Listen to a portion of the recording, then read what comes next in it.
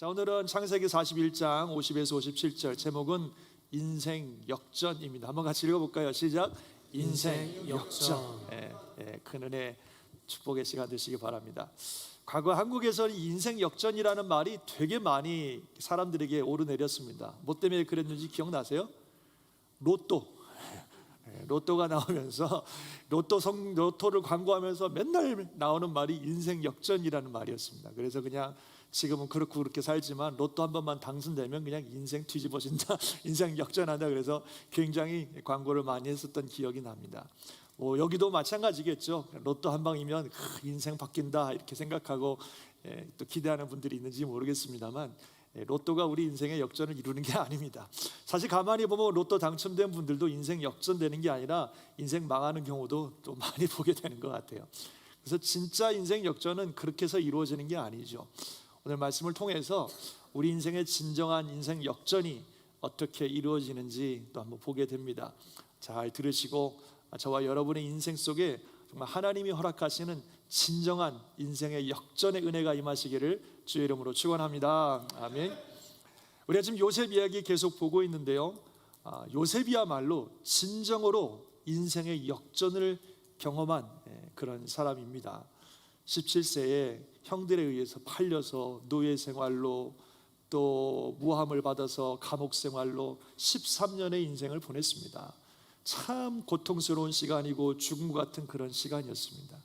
그런데 그가 30세 되던 해, 하나님의 놀라운 역사 속에 밑바닥의 인생을 살던 그가 하루아침에 최고의 관직에 올라가게 되었습니다.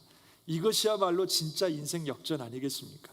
하나님께서 이 요셉에게 허락하신 놀라운 인생 역전의 드라마가 바로 요셉의 삶에 일어났던 것입니다. 우리 하나님이 주시는 은혜는 이런 은혜죠. 그런데 요셉이 그 30세의 그런 총리가 될 때까지의 그의 삶을 보면 우리가 지금까지 보셨듯이 참 고통스럽고 또 어렵고 기나긴 시간들이었습니다. 열심히 이렇게 일하면서 살았지만 여러 가지로 고난이 있었던 시간이지만, 그런 시간들은 하나님께서 이때를 위해서 준비해왔던 시간들이고, 그 시간들이 다 지나자 그가 30이 되었을 때 하나님께서 그를 높이 드셔서 정말 애국 백성뿐만 아니라 온 세상을 구원하는 구원자와 같은 놀라운 사명을 감당하게 하신 줄 믿습니다. 그런데요, 요셉이 이 30세의 총리가 되었는데 30이라는 나이가 성경에 보면 좀 의미가 있다 생각이 듭니다. 가장 대표적으로 예수님께서 세상의 구원자로서의 어떤 사역을 시작하신 나이가 30이셨습니다.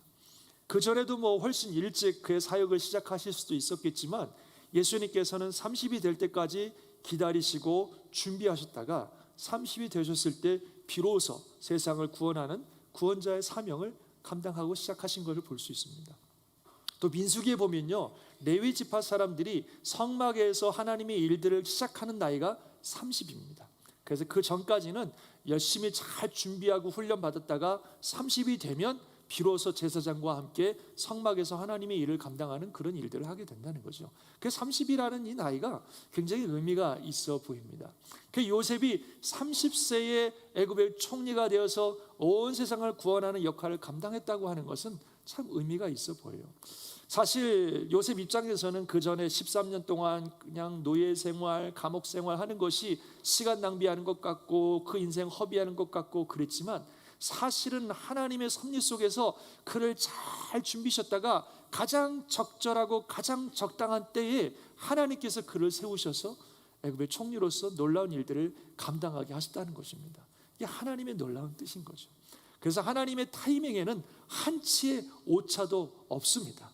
하나님의 때는 완벽한 줄 믿으시기 바랍니다. 그래서 가장 완벽한 때에 가장 놀라운 역사를 이루시는 분이 하나님이시고, 바로 그런 하나님을 저와 여러분도 경험하게 될 줄 믿습니다. 그래서 우리는 이 하나님을 신뢰함으로 계속해서 거룩함과 또는 성실함으로 우리가 살아가는 거예요. 그러면 때가 되면, 우리의 영적으로 30이 되면, 하나님이 보실 때 가장 적절할 때가 되면 하나님께서 놀라운 역사를 우리 가운데 허락하실 거다 하는 것을 요셉의 삶을 통해 보게 됩니다. 이런 인생 역전의 역사가 저와 여러분의 삶에도 임하시기를 주의 이름으로 축원합니다. 네. 자, 그러면서 오늘 본문 속에 지난 얼마 전에 토요일에 이 말씀 같이 나눴던 말씀이긴 합니다만, 그 요셉이 자신의 삶을 고백하는 아주 귀한 고백이 나옵니다. 오늘 본문에 보니까 요셉이 이제 총리가 되자마자 아스낫이라고 하는 애굽의 여인과 결혼을 해서 두 아들을 낳게 됩니다. 첫째 아들은 므낫세, 둘째 아들은 에브라임. 근데 이 므낫세와 에브라임이라고 하는 이름에 의미가 있어요. 오늘 본문에 그 의미를 얘기해 주고 있는데, 그 요셉이 두 아들을 므낫세다, 에브라임이다라고 붙였을 때 그 의미를 보면, 요셉이 하나님이 주신 은혜에 대한 자신의 신앙의 고백, 또 자신의 삶을 한마디로 말해주는 그런 삶의 고백이 바로 그 두 이름에 들어있다는 거예요. 그래서 이 두 이름을 통해서 우리 너무나 큰 은혜를 받게 되는데, 첫 번째 아들의 이름은 므낫세인데, 한번 같이 읽어볼까요? 시작. 요셉이 그의 장남의 이름을 므낫세라 하였으니 하나님이 내게 내 모든 고난과 내 아버지의 온 집 일을 잊어버리게 하셨다 함이요. 예, 그랬어요. 이 므낫세라는 이름의 뜻은 잊게 하다. 한번 따라해 보실까요? 잊게 하다. 잊게 하다. 잊게 하다는 의미인데, 그 아들을 그 잊게 하다는 의미의 므낫세라고 지으면서 고백하기를, 하나님이 내게 내 모든 고난과 내 아버지의 온 집 일을 잊어버리게 하셨다. 그렇게 얘기해요. 이게 무슨 말일까요? 과거의 일들이 하나도 생각이 안 난다는 얘기일까요? 과거에 자기가 받았던 고난도 하나도 생각이 안 나고 아버지 집에 있었던 일이 하나도 기억이 안 난다는 말일까요? 어떻게 그걸 잊을 수가 있어요? 어떻게 형님들이 자기를 팔아버린 그 일을 어떻게 잊을 수가 있겠습니까? 보디발의 집에서 노예로 살면서 고생했던 그 상황들을 어떻게 잊을 수 있겠어요? 더군다나 보디발의 아내가 거짓말해서 자기가 그 누명을 쓰고 감옥에 갇힌 그 모든 일들을 어떻게 잊어버릴 수가 있겠어요? 그의 삶에 큰 상처요, 큰 아픔으로 남아있을 만한 사건들입니다. 형님들에 의해서 배반당하고, 믿었던 주인에 의해서 배반당하고, 끊임없이 고난의 삶을 그에 살았던 그였기 때문에 이런 모든 기억들은 잊혀질 수 있는 기억이 아니에요. 그런데 그는 하나님께서 나의 모든 고난과 내 아버지의 온 집일을 잊어버리게 하셨다라고 얘기하고 있어요. 무슨 의미일까요? 아마 이런 것이라고 생각해요. 하나님께서 30대에 자기에게 베풀어 주신 이 놀라운 은혜와 축복을 생각해 보니, 너무나 큰 은혜를 받다 보니 과거의 모든 상처와 아픔들을 그 모든 은혜가 다 덮고도 남음이 있더라. 그런 의미라는 거죠. 비록 자기가 지금까지 살아오면서 많은 상처받고 배반도 당하고 절망감과 아픔을 많이 겪었지만, 지금 하나님께서 베풀어 주신 은혜가 너무나 커서 그 모든 것들을 다 잊어버릴 만큼, 그 모든 것들을 다 덮고 넘을 만큼 그런 어마어마한 은혜가 자기에게 임했다는 사실을 그는 고백하고 있는 것입니다. 하나님의 은혜가 그런 은혜입니다. 하나님의 은혜가 임하시면, 하나님의 축복이 임하시면 이 모든 상처와 아픔들을 다 덮고도 남는 놀라운 은혜가 우리에게 임하시는 것을 믿으시기 바랍니다. 사실 많은 사람들이요, 과거에 묶여 있습니다. 과거에 받았던 상처, 과거에 받았던 아픔, 과거에 받았던 그런 경험들, 거기에 묶여 있어요. 그 자유하지가 못합니다.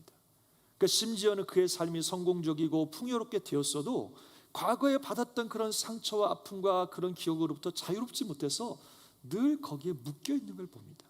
그 겉으로 볼 때는 굉장히 편안해 보고 좋아 보이지만, 사실 그 내면은 여전히 묶여 있는, 여전히 진정한 의미에서 행복과 평안과 자유를 누리지 못하는 그런 일들이 있다는 거예요.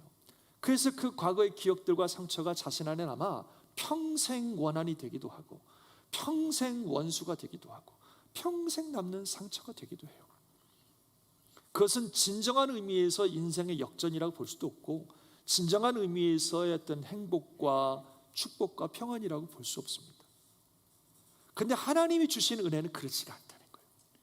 하나님이 우리에게 얼마나 놀라운 은혜를 주시는지, 그 하나님의 은혜가 임하시면 과거의 모든 상처와 모든 아픔과 모든 기억으로부터 자유케 되는 진정한 의미에서의 평안과 축복을 누리게 되는 줄 믿습니다. 그 요셉이 고백하는 것처럼 하나님께서 나로 하여금 다 잊어버리게 하셨다. 하나님께서 나를 완전히 치유해 주셨다. 하나님께서 나를 완전히 회복해 주셨다. 더 이상 그런 것들이 나에게 고통이 되지 않는다. 이런 완전한 자유를 그는 경험하고 있는 것입니다. 그래서 므낫세라고 이름 붙이면서 나를 있게 하신 하나님이라고 말씀하고 있는 거예요. 이 은혜가 저와 여러분과 함께 하실 줄 믿습니다. 사실 예수님께서 이 땅에 오셨을 때 예수님께서 이렇게 말씀하셨습니다. 같이 한번 읽어볼까요? 시작. 주의 성령이 내게 임하셨으니 이는 가난한 자에게 복음을 전하게 하시려고 내게 기름을 부으시고 나를 보내사 포로된 자에게 자유를, 눈먼 자에게 다시 보게 함을 전파하며 눌린 자를 자유롭게 하고 주의 은혜를 전파하게 하려 하심이니라. 아멘. 하였더라. 이건 예수님께서 이 땅에 오셔서 주님이 선포하시는 이 복음과 은혜가 우리에게 어떤 일들을 이루실 것인가를 보여주시는 이사야 61장의 말씀인데요. 거기서 말씀하시기를 포로된 자에겐 자유를, 눈먼 자에겐 다시 보게 함을 전파하고 눌린 자가 자유케 된다 말씀하셨습니다. 물론 이것은 영적인 의미에서 우리가 사탄에 포로됐던 우리들이 자유롭게 되고 영적으로 닫혔던 눈이 열리고 그리고 죄와 사망에 눌려있던 우리들이 자유케 된다는 그런 말씀입니다. 그러나 이것은 주님의 복음이 더 나아가서 어떤 일들을 이루냐면 우리의 삶 가운데 우리를 묶고 우리를 누르고 우리를 막았던 그 모든 것들로부터 완전히 자유케 된다. 온전한 자유를 누린다고 하시는 그런 말씀이에요. 주의 은혜가 우리에게 임하시면 우리를 누르고 있던 것으로부터 우리가 자유케 되고 우리를 묶고 있던 것들로부터 우리가 자유케 되고 우리를 막았던 것들로부터 우리가 자유케 되어서 주님 안에서 온전한 평안을 누리는 것을 믿으시기 바랍니다.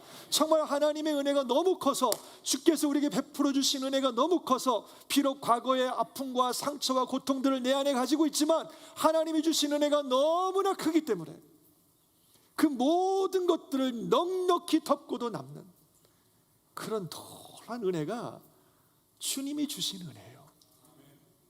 그래서 형제가 나에게 빚진 100데나리온, 100데나리온이면 지금으로 말하면 한 2만 불쯤 됩니다. 100데나리온 잊을 수 없죠. 그걸 어떻게 잊어요? 그 100데나리온에 나에게 상해를 입히고 상처를 준 그 사람 잊을 수 없어요. 그러나 하나님이 나에게 베풀어 주신 1만 달란트, 1만 달란트면 수백억, 수천억이 되는 어마어마한 돈이에요. 그 어마어마한 은혜를 생각하니까, 그런 어마어마한 은혜를 받으니까 남들이 나에게 상처를 준 2만 불, 100데나리온은 레리꼬 할 수 있다는 거예요. 그거를 보낼 수 있다는 거죠. 이게 너무 커서. 그게 지금 이 요셉이 경험하고 있는 은혜라는 것입니다. 하나님의 은혜가 너무 커서 형들이 그동안 나에게 했던 모든 일들을 얼마든지 다 잊어버릴 수 있다는 거예요. 나중에 요셉은 뭐라고까지 얘기하시는지 아세요? 여러분 나중에 보겠지만 형들이 막 요셉에게 그렇게 했던 것 때문에 걱정하니까 형님들 나를 팔았던 것 때문에 근심하지 마세요. 형님들이 나를 보낸 게 아니라 하나님이 우리 가정 구원하려고 나를 먼저 보내신 거예요. 이렇게 얘기하는 거예요. 심지어 형들이 나를 팔았고 또 보디발의 아내가 자기를 속이고 이 모든 일들을 하나님이 사용하셔서 이런 놀라운 축복을 주신 것을 경험하고 나니까 그 모든 과거의 경험들이 하나도 상처가 되지 않는 거예요. 오히려 감사의 제목이 되어서 걱정하지 마세요. 하나님이 하신 거예요. 이렇게 말할 수 있다는 겁니다. 그야말로 나의 삶에 일어났던 모든 일들이 합력하여 선을 이루는 놀라운 은혜를 경험하면서 과거의 모든 상처와 아픔들을 다 흘려보내고 하나님이 다 잊어버릴 만큼 놀라운 은혜를 주셨다라고 고백하고 있는 것이 요셉의 고백입니다. 이 은혜가 함께 하실 줄 믿습니다. 여러분 가운데 혹 지금 이런 상처, 고통, 또 아픔 이런 것 때문에 힘들어하시고 이건 절대로 해결 못할 거야, 이건 내가 잊을 수가 없어, 이런 생각 드시는 분 있는지 모르겠어요. 그러나 그렇지 않습니다. 하나님이 역사하시면, 하나님이 은혜 베풀어 주시면 그거 다 덮고도 남는 놀라우신 은혜가 우리 하나님의 은혜예요. 그래서 그 은혜를 소망하시고 그 은혜를 바라보시고 그 하나님 신뢰하면서 나아가십시오. 그럼 하나님께서 므낫세의 축복을 주실 줄 믿습니다. 이 은혜 받으시길 예수 이름으로 축원합니다. 두 번째로 둘째 아들의 이름을 에브라임이라고 졌어요. 근데 에브라임이라고 하는 이름의 뜻은 두 배로 결실한다, 배로 결실한다, 그런 의미인데 한번 읽어보겠습니다. 본문 시작. 차남의 이름을 에브라임이라 하였으니 하나님이 나를 내가 수고한 땅에서 번성하게 하셨다 함이었더라. 네, 그렇게 됐어요. 에브라임이 이 배나 결실하게 한다, 그런 의미인데, 자기 둘째 아들의 이름을 에브라임이라고 치면서 그는 말하기를 하나님이 나를 내가 수고한 이 땅에서 번성하게 하신다 그랬습니다. 이 수고한 땅이라는 말을 영어 성경에 보니까 In the land of my affliction 이렇게 돼 있어요. 즉 고통의 땅, 고난의 땅. 세번역이라고 성경에 보면 아예 하나님이 내가 고생한 이 땅에서 번성하게 하셨다 이렇게 번역을 하고 있어요. 그러니까 요셉이 이 에브라임이라고 이름을 치면서 하나님이 내가 고난받고 고생한 이 땅에서 나를 번성하게 하셨다 그렇게 고백하는 거예요. 사실 애굽 땅은 요셉에게 고난의 땅이에요. 고생의 땅이에요. 거기 와서 얼마나 고생했어요. 노예 생활하고 감옥 생활하면서 그는 정말로 고생 많이 했습니다. 그 애굽 땅은 요셉에게 있어서 고난의 땅입니다. 그런데 바로 그 땅에서 하나님께서 그에게 놀라운 축복을 주셨기 때문에 그는 고백하기를 이 고난의 땅에서, 이 고생의 땅에서 하나님이 나를 번성하게 하셨다 이렇게 고백하면서 둘째 아들의 이름을 에브라임이라고 진 거죠.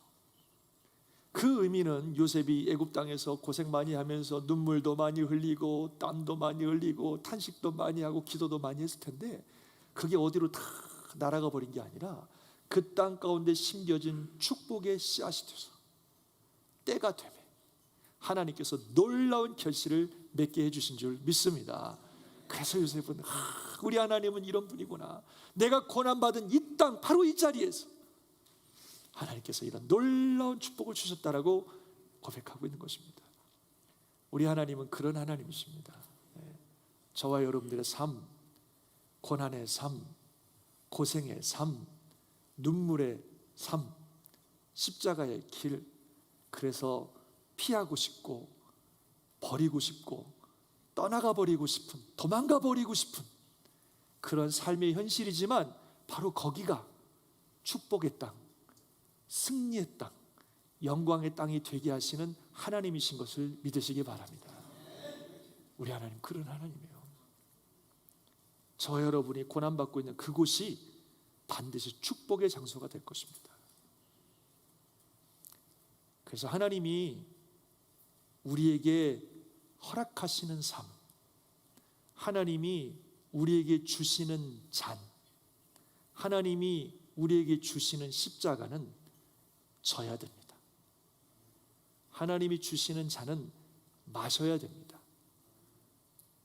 하나님이 허락하신 삶은 품어야 됩니다. 그것이 무엇이든지.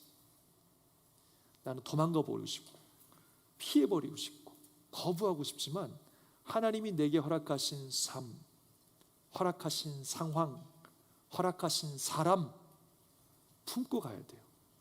그 잔을 마셔야 됩니다. 그래야 거기에서 놀라운 축복의 열매가 맺히는 거예요. 우리 예수님께서 이 땅에서 사역하시면서 마지막 십자가를 앞에 두고 여러분 잘 아시잖아요. 그 십자가의 잔을 마시고 싶지 않았습니다. 그래서 하나님께 기도하잖아요. 하나님, 이 잔 내게서 좀 지나가면 안 되겠습니까? 다른 건 몰라도 이건 내가 하고 싶지가 않아요. 이건 좀 피해 갔으면 좋겠습니다.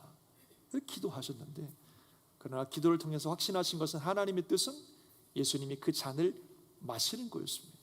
그 십자가의 길을 가는 거였습니다. 죽음을 향해 가시는 거였습니다.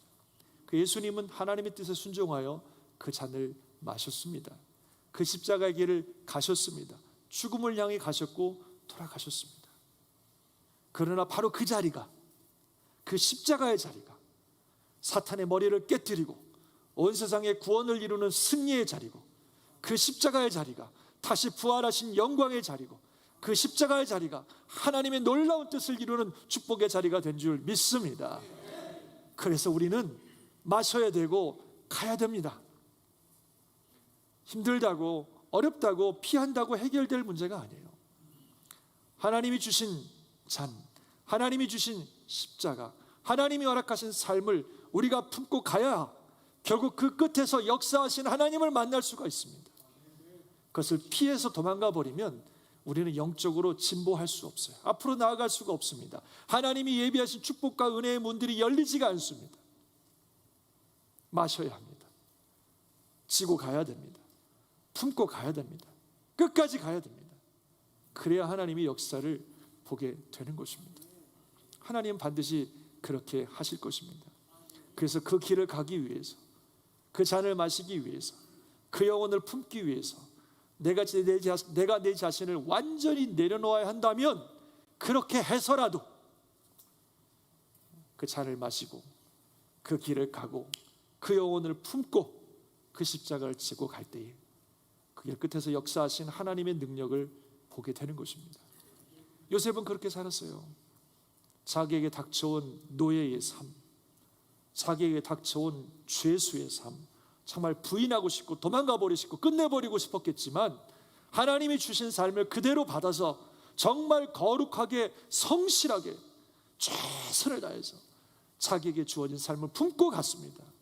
그랬더니 결국 하나님께서 바로 그 자리에서 역사하셔서 그는 고백하기를, 하나님이 내가 나를 수고한 이 땅에서 번성케 하시는 에브라임의 축복을 주셨다라고 고백하고 있는 것입니다. 저와 여러분에게도 이 은혜가 임하실 줄 믿습니다. 아멘이십니까? 그래서 우리에게는 이 므낫세의 축복과 에브라임의 축복, 바로 우리 하나님이 그런 하나님이신 것을 믿으시기 바랍니다. 그래서 어떻게 살아야 되겠습니까? 그 하나님 신뢰하십시오. 믿으세요.